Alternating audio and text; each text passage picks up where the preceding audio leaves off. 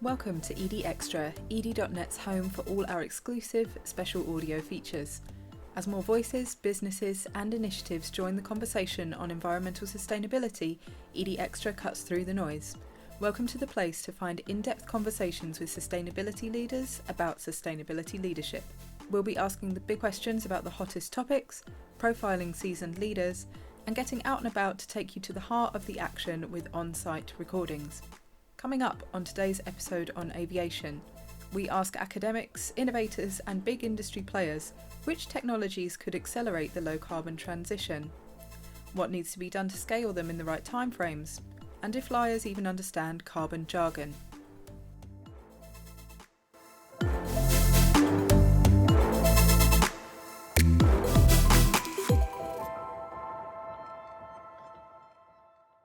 Yes, hello, and a very warm welcome to this episode of the Edie Extra podcast.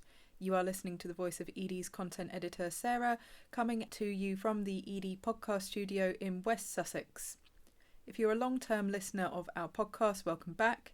If you're a new listener, welcome along. We've been podcasting for more than 7 years at this point and have published more than 140 episodes of our long-standing series, Sustainability Uncovered. And we've recently created a new podcast channel, Edie Extra, to act as a central home for all of our other special audio features, including one-on-one interviews with sustainability professionals, intimate personal profiles with seasoned climate and business leaders, panel debates on hot-button topics, and audios recorded live from real-life visits to real-life projects and large-scale events. I'm happy to be starting off this episode with audio from one of those visits to Oxford Airport. But before I do, I need to bring in our reporter Siddy, who should take full credit for being the one to go on this visit. She went last month to learn more about innovative aviation fuels which could cut the climate impact of flying. So thank you for going on the trip, Siddy. How are you? Hi, I am good. I'm recovering from the trip essentially, but it was really exciting to see it all in person. You write about it, about SAFs, and you just don't know what they really look like for me. And then when I went there and actually saw the fuel in person, that was quite exciting. And as you know, like aviation is one of the toughest sectors to decarbonise in the world, and there's not a lot of low carbon technology that is maturing at scale that's needed. I mean, especially for big passenger planes. And while aviation only accounts for 3% of the annual greenhouse gas emissions, that's a big chunk, which is expected to increase quickly as aviation as a sector grows. Mm-hmm. And so we really need like more low carbon technology at present, and it was exciting to see a part of it when I went to the trip. Yeah, so it's an oft-quoted stat, the 3%, but when we look through to 2050, as other sectors decarbonise and as aviation seeks to grow, it could be responsible for around 20 to 22% of the world's annual greenhouse gas emissions by mid-century, is an oft-quoted statistic. So Siddy went out to see a proposed response to the challenge from OXCCU, which is a spin-out of Oxford University. So Siddy, tell us a little bit more about their technology. So OXCCU has developed a new way to develop hydrogen-based aviation fuels. Hydrogen releases no emissions at the point of use, but the emissions associated with production, it depends on processes. And OXCCU claims that its process is extremely efficient in terms of energy use and cost and carbon, and it has reduced a 2-step process to 1 step with a new catalyst. Mm-hmm. And I went to see that process in action at the OXCCU demonstration plant earlier this month. So as you've probably gathered just so far, there's a lot of jargon around the low carbon transition in aviation and lots of different technology options with lots of acronyms around them. So let's take one moment to run through some jargon. So you're probably going to hear mention of kerosene, which is traditional jet fuel. This is a fossil-based fuel and the most commonly used. You might hear the abbreviation SAF or SAFs. This is short for Sustainable Aviation Fuels. The term's widely used to describe any alternative airline fuels that produce less emissions at the point of use and theoretically across their whole lifespan. including biofuels, those made from plant materials, and synthetic fuels, those made using chemical processes and inputs involving non-organic matter. Airlines typically use SAF blends of less than 10%, if at all. Challenges getting over 10% include scaling the supply, the cost of these fuels, and addressing supply chain environmental impacts. So we all know how much backlash there has been about biodiesel and the impact on potentially taking away from agricultural land as well. Despite all these challenges, SAFs are really promoted quite heavily by most large UK airlines, especially those that offer long-haul routes. And the government took notice of that when it was developing its Jet Zero strategy that was set under the previous Conservative government. An alternative to SAF is hydrogen gas, or liquid. Again, 100% hydrogen flight does not yet exist at scale. There are some very small planes in the testing phase at the moment, including Zero Avia, which is a UK-based project. There are also some blends and hybrids in the works and in operation. A lot of debate about whether to use fuel cells and what kinds of fuel cells. Again, hydrogen isn't without its challenges. These include scaling the appropriate refuelling infrastructure, developing large aircraft that can run on hydrogen, and making the production of hydrogen lower carbon as well. You might be asking, what about batteries? We've electrified like cars, can't we just electrify planes? We have already for very small planes for short haul routes, but this has always been a challenge for commercial aircraft in terms of getting enough power for the plane's size. So that's me done explaining jargon. So let's learn more about the innovation at hand today. Here is Siddy's rundown of the OXCCU trip, including an interview with the company's co-founders Andrew Symes and Jane Jin. Hello, it's Edie's reporter Siddy here. I am at Oxford Airport today to see a demonstration plant that claims to convert carbon dioxide and hydrogen into the chemical compounds needed for use as aviation fuel. The plant is operated by OXCCU, a spin-out from Oxford University. The team here claims to have created a more efficient process than other synthetic fuels with lower energy use and less byproduct waste. Aviation accounts for about 3% of global annual emissions, and it is hard to decarbonize due to a lack of mature solutions. Could the fuel I'll see today hold the answer? After the tour, I've managed to get some time to speak with Andrew Symes, who is the co-founder and chief executive officer of OXCCU, and Jane Jin, who is the co-founder and chief operating officer. Thank you both so much for your time on the ED Extra podcast. Andrew, can we get an introduction to yourself in your own words? Yeah, well, first, thank you very much for having us. My name's Andrew Symes. I'm CEO of OXCCU. My background is originally chemistry, and then I worked for BP for 6 years, 3 of that in commodity trading and 3 of that working for BP Ventures, before then working for another venture capital firm called IP Group, and then leaving venture to found OXCCU along with Jane, my co-founder here. Hi Jane, lovely to meet you as well. Yes, hi. Yes, I'm Jane. So I'm another co-founder of OXCCU. My background is also in chemistry. So I actually did my PhD in Cambridge, actually. But I quickly, moved from science to more work on commercialization.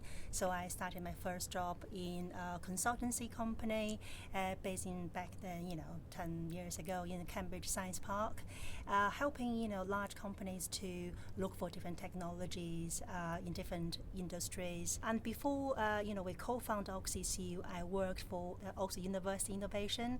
So I was the licensing venture manager and also the climate tech innovation lead based there where I met Andrew. So that's where everything started. Oh, that's so interesting. And what was your motivation to co-found OXCCU? Well, I think I may have, personally, as you can see, I'm from a science background myself, and I'm a chemist. So sometimes, my scientific mind always have this kind of, curiosity to see how much science can, make an impact to the societies, to the world. In particular, when you see something like, for example, OXCCU's, we call that breakthrough technology, you'll be inspired. You want to be part of the journey where the technology can take it to. So that's one of my personal kind of motivation. I want to see it happening. I want to be the person who actually do it to make it happen. I think on the other hand, my motivation, since I've been, in the middle of my career, and I'm always quite keen to see how this story, if we are successful, if we're not, but I think it's a very good example to inspire young generations, to encourage them to work in science, to look at the fascinating world of the chemistry. And actually, chemistry can really make the magic, that has been told in school. So I have that sort of my different type of motivation behind this. I don't know about you, Andrew. Andrew, do you wanna? Yeah, well, I mean, for me, I guess I've always just had this appreciation for how important hydrocarbons are, and of course we need to eliminate them where we can use electricity directly. But you've got these huge sectors that are still going to need hydrocarbons, even in a net zero world, so aviation in particular, but also petrochemicals and plastics. And I always had this idea, well, yes, we're going to have huge amounts of green electricity, but what if we can use that electricity essentially to make hydrocarbons? And I think that's a incredibly captivating idea, and one that really actually made me want to leave venture capital and get into actually building a business focused on exactly that. And what was your process like to take OXCCU from an idea to the plan that we saw today? Well, I mean, when Jane and I first, met Tianken, who had come up with this brilliant new catalyst that was able to directly convert CO2 into the jet fuel range hydrocarbons, it really was, just at the lab scale, and it was just Tianken along with brilliant postdoc called Ben Zhen Yao, and it, took quite a bit of work in terms of getting that from the university environment to a startup, and then basically creating everything that a company on its own needs, and also eventually going out and raising the money that we needed to succeed. So we raised £18 million in 2023 to basically go out and build a demonstration plant. But Jane was also heavily involved, around on the IP and the licensing side, which is a very key part of basically, moving this idea from the university environment to a company. Yeah, I think something I could add, because I was based, the technology in the early days. How to say we're quite lucky because we're based in Oxford, and Oxford is one of the best, the science and innovation cluster in the world, which means we not just have fantastic group of very clever academics, professors, in the field. Also, we've been surrounded by a lot of big science parks. Where we are based now, in one of our sites is in Baybrook Science Park. It is one of the university incubator. Provide lots of support to early stage, spin out startup like us. So I think that we're lucky in that way. From the idea to where we are, there are multiple collaborators, partners to support us, to believers, investors. But at the same time, we are lucky to be in this kind of nurtured environment where it could speed up the innovation process to be where we are in 3 years' time. It's really exciting stuff. Andrew, can you tell us a bit more about how you're looking forward to work with your partners on the next steps for the project? Yeah, I mean, partnership is absolutely critical for us to succeed, and really is part of our kind of DNA as a company. Clearly, most obviously, we need partners in terms of investors. We need people who are going to invest in us and get in early to be able to scale this business. We also, though, need partners who are going to house our demonstration plants, partners to provide us with hydrogen, partners to provide us with CO2, and partners to take the fuel off us, be that a refiner, a trader, or an airline itself. So across the industry, you're seeing basically people working together to solve what is a difficult problem: how to enable people to keep flying but without the climate impact, how to scale sustainable aviation fuel. It's not just about one company. We think we're a critical part of reducing the cost of power to liquids or CO2 derived fuel, but we're only one piece of that puzzle, and we know that we've got to work with others to help us scale and to ultimately get this into commercial airlines. And Jane, what role do you see for e-fuels like yours in decarbonising aviation as a whole? How do they fit alongside other fuels or electricity or other technology options in the market? I would say, e-fuel is, it is a new, terminology people talk about in the past probably 5 years. The role is, of course, very significant because it provides a transition technology from where we are nowadays. We are kind of use a lot of fossil fuel. Of course, we gradually move into renewable in different kind of energy resources. But, as I said today, that we have lots of, if you're looking at 2050, that we are moving a net zero world. So the e-fuel, we wouldn't say we replace everything, with e-fuel, but we would play a very significant role in to prove the technology works and also to demonstrate to the industry that this will be one of the solutions they could adopt to helping with the transition, to help them to achieve the net zero target. Andrew, you have anything to add on that? I mean, I think the excitement around e-fuel is really born out of, yes, biofuels can play a role, but there are limits, particularly on vegetable oil or ethanol-based feedstocks. And what we're saying is basically there is another feedstock, CO2 and green electricity, that we can use to make sustainable aviation fuel. And potentially that can scale even bigger. And we can enable us to be able to hit these targets, these mandates that people are setting. The challenge at the moment is cost, and technologies like ours can help get the cost down of CO2-derived fuel. Our process in particular simplifies the process of conversion of CO2 and hydrogen into fuel. Most people are doing it in 2 or even 3 steps, and we can do it in a single step that reduces the amount of capex, capital cost, and operating cost, OPEX, ultimately leading to a lower cost fuel. And talking a bit more about integration of this technology in the market, how can businesses using aviation for supply chains or staff travel engage with innovators like yourselves? So I think we're looking at the whole aviation industry, getting behind SAF, and certainly businesses using aviation for their supply chains or for staff travel can play a big role because they can be the leaders. They can go forward and they can say, yes, we're willing to pay extra for SAF. Now, how much extra? Clearly there are limits.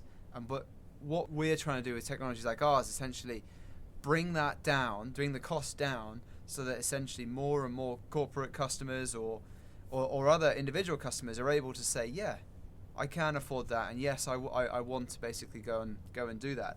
And that may still be a premium, but it's a premium that they're happy to pay in order to get the emissions down of their travel. And Jane, would you like to add something? Well, I think, based on that, you probably have already seen that, maybe you book an airline like today. There are already airlines in the world has already been using SAF. They are using the first generation SAF already. For us, because we may be the third generation SAF, we consider the second generation is the bio-based. We are the e-fuel, which is the third generation. And, as we are, there's not quite enough of the e-fuel technology providers, innovators like us. So for us, we are also quite open to the potential partners. We're quite open to the industries, in the aviation across the, the supply chain, how we could work together, how we could, provide a better business solution for their, for their commercial need or for what the world really needs are. Well, that's all really fascinating stuff. I do believe we're just about out of time, so thank you both once again for the tour and for the interview. I have a train to catch back to London, so it's back to Sarah in the studio. Thank you for having us. Thank you. Huge thank you once again to the OXCCU team for having Siddy on site and sharing all of their learnings and knowledge. So Siddy, I know you mentioned this a bit in the introduction, but how did you find that trip?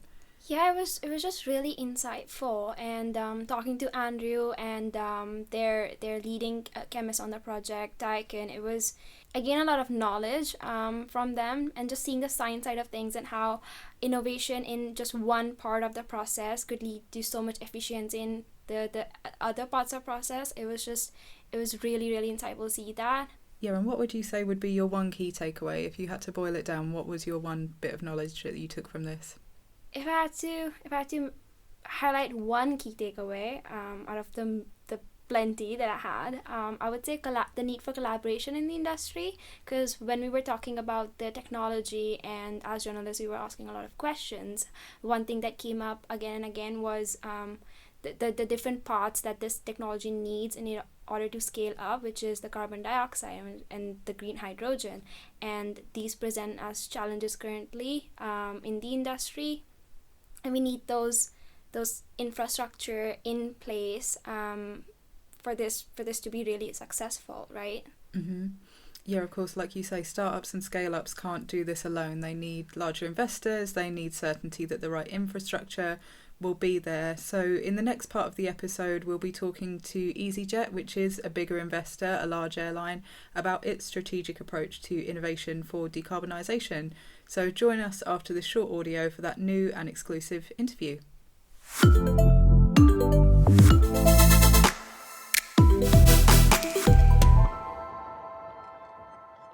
Hello and welcome back to Edie Extra as we continue this special episode on reducing the climate impacts of aviation. We just spoke to OXCCU, a spin-out from the University of Oxford, pioneering next-generation hydrogen-based fuels for aircraft. But for the second half of the podcast, as Sidi recuperated from recording in a hot airfield in the middle of August, I continued the conversation on a phone call with easyJet's Director of Sustainability, Jane Ashton. And we talked about the hydrogen fuel cell versus electric plane versus alternative fuels debate that's been really heated in aviation for a couple of years now.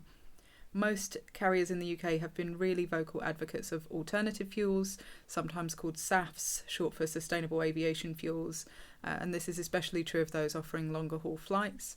That advocacy actually swayed the strategic approach of the UK government under the previous Conservative administrations. But easyJet, as Jane explains, takes a slightly different view and is very big on hydrogen as a shorter haul carrier. But I really wanted to see behind the scenes of how businesses even begin to make that choice, because regardless of which technology options a business in a hard to decarbonise sector like aviation opts for, they have to plan R&D cycles, investment and upskilling, and it all just sounds like an immensely complex piece of work. So here Jane gives us a look behind the scenes at that process. I have Jane Ashton, who is the Sustainability Director at easyJet. Thank you so much for your time, Jane. How are you? I'm good, thank you, Sarah. Thank you for having me. No, thank you for coming on. It'd be great to hear a little bit more about essentially what you're up to at easyJet. What's keeping you busy at the moment? Well, my role as Sustainability Director at easyJet essentially spans three areas. So we are really working hard to reduce our environmental impact in the here and now. We have a certified environmental management system and a huge number of activities and work streams focused on that. I also look after ESG reporting, and we've managed to really improve our performance over the last few years on ESG reporting as well. But essentially a large amount of my focus and that of my team is on realising our net zero pathway and all the different components that sit within that. Yeah, I'd say that getting to net zero is arguably the biggest challenge in terms of environmental sustainability for the sector. And I understand that the airline has had a net zero roadmap for a while, essentially outlining not only a target but how to get there. And I'm fascinated into how that actually works behind the scenes. How on earth do you know which technologies to go for, as you say, to the right timelines? Indeed. I mean, aviation is, as we know, one of the more challenging sectors to decarbonise, and we've been working on this for a long time. So back in 2021, we worked with the SBTI, the Science Based Targets Initiative, on developing a roadmap for aviation to decarbonise. And then since then, all areas of our business, sort of from finance to strategy to flight operations, as well as sustainability, has been developing and implementing the net zero pathway. And essentially there's three components to that. So we look at how we can reduce our carbon, and ways of doing that is through our fleet renewal. Our fleet by the end of the summer will be around about 25% Airbus Neo, so the latest aircraft technology, and we're looking by the early 2030s to be about 80% Airbus Neo. We are really focused on the here and now, so the operational efficiencies, and there's a huge amount of time and investment going into operating as efficiently as possible with high load factors. And then thirdly, what we can do to reduce energy here and now is airspace efficiency. So we fly as far as possible point to point, but we are also reliant on airspace modernisation and airspace providers. So we work very closely with them and with regulators, and using the latest technology such as the IRIS technology, satellite enabled technology, to fly as far as possible as directly as we can. So reducing energy is one key area of focus, but in the medium term, also replacing the source of that energy to renewable and zero carbon sources. So sustainable aviation fuel is something that we'll be flying on increasingly over the next few years.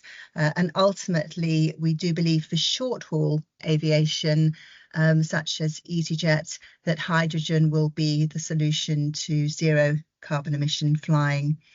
And I guess the third area of focus is carbon removals, because even with all the work that's going on and the new technologies and the radical new sources of energy that are coming online, we will still be emitting some carbon by 2050. So we're investing as well in carbon removals to help us address our residual carbon emissions when it comes to 2050. So yeah, reduce, replace and remove are the three sort of key areas of focus that keeps us busy. Yeah, and I imagine that piecing that all together is no mean feat. And I wanted to come onto that replacement piece that you mentioned about hydrogen for short haul flights, because when we look at what some of the long haul carriers are advocating for and what they've taken to government, and the previous government really took on board, it was really heavy on SAF. So how do you work with different parts of the aviation industry to level things with technologies that might work for yourselves versus other carriers?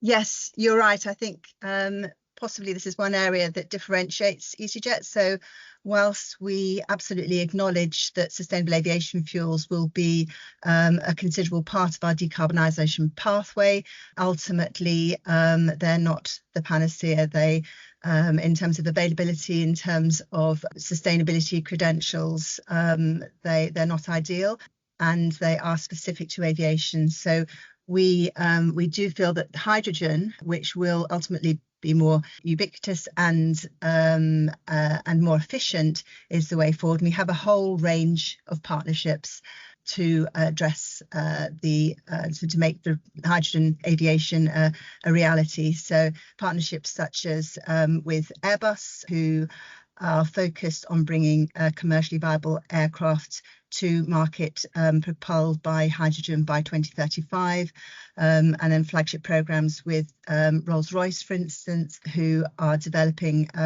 hydrogen combustion engine for the narrow-bodied market, and also partnerships with the likes of GKN, Cranfield Aerospace. And also collaborations. For instance, Hydrogen Southwest is a regional collaboration with a number of different industries and different fuel providers to see how regions can be hydrogen ecosystems in the future. So servicing not just aviation, but other heavy carbon emitting industry sectors. Yeah, I'm so glad to hear about that sort of advocacy and collaboration piece, because with this, we're really seeing a sort of chicken and egg. So we won't produce until there's supply, but we won't demand until there's production. So it must be challenging to make that all add up to the right timeline. Yes, and it's one of the reasons why we got together with a number of other players, Airbus and Rolls-Royce, just two of them, to launch Hydrogen and Aviation Alliance, which has just published its first publication on working together with government to identify the key milestones that will be required for hydrogen in aviation to become a reality. So the infrastructure, aviation's role within the production of hydrogen, the capacity building in terms of skills that will be required, the regulations that will be required. So working together to mark out aviation's path in the hydrogen infrastructure, which government will be working on over the next decade or so. Yeah, super exciting. And I think this brings us eventually to the evolution of the roadmap, because as you say, we're really at the beginning of the maturity journey for hydrogen in commercial aviation. Some technologies are already here and now. You've also mentioned carbon removal, and I know that that's a really fast growing market. So essentially, how will you remain agile with the roadmap? So as new things become mature and as the results of the initial technologies that are here now be seen, is there a potential to maybe relook at the roadmap and rethink the path forward? And if so, what does that look like? Absolutely. It's a model that is live, that we're constantly adjusting, because the various levers need to be flexed at different times and in different ways. So we're constantly looking at the efficiency measures. The fleet plan is a moving feast.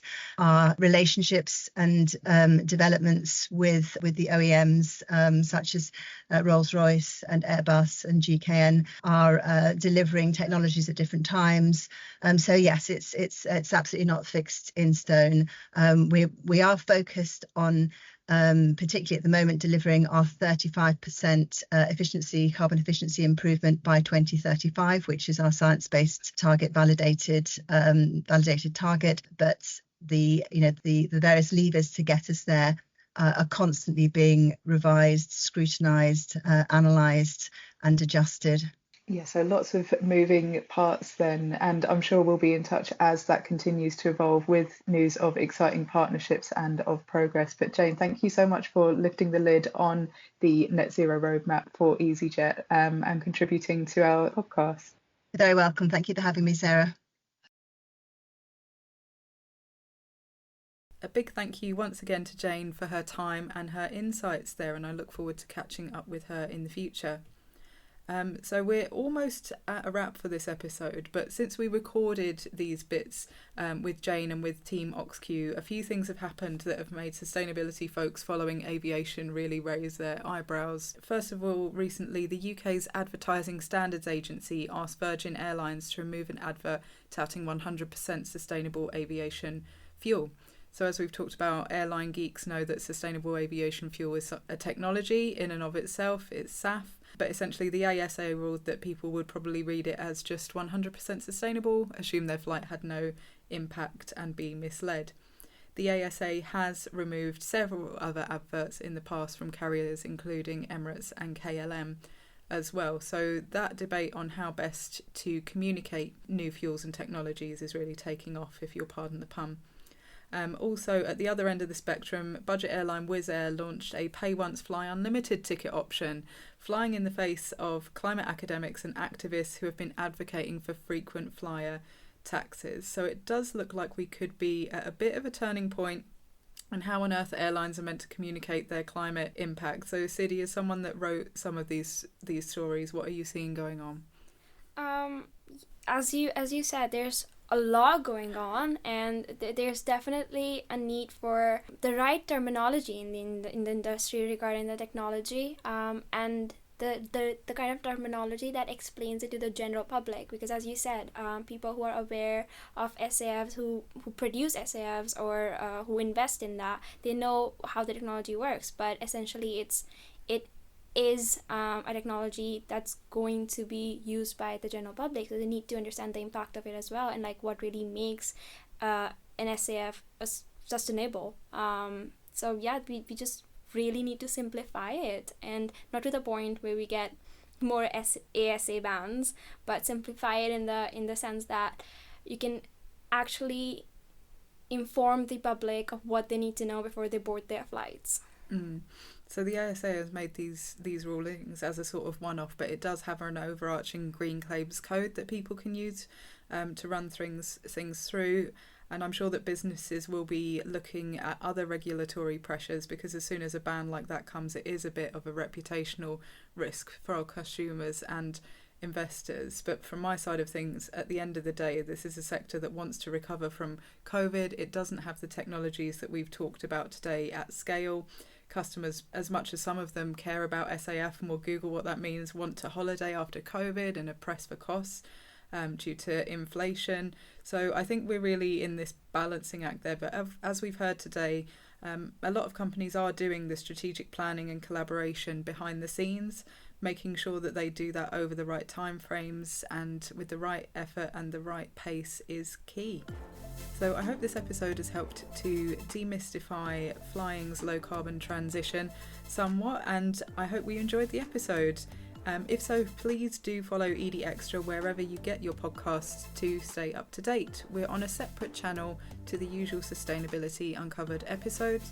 Search Edie Extra on SoundCloud, Spotify, Apple Podcasts, Amazon Music or YouTube Music to subscribe and make sure you never miss an episode. We'll be back with new episodes at least twice a month. But for this episode, it's a goodbye from Siddy. Goodbye. And a goodbye from me. Goodbye.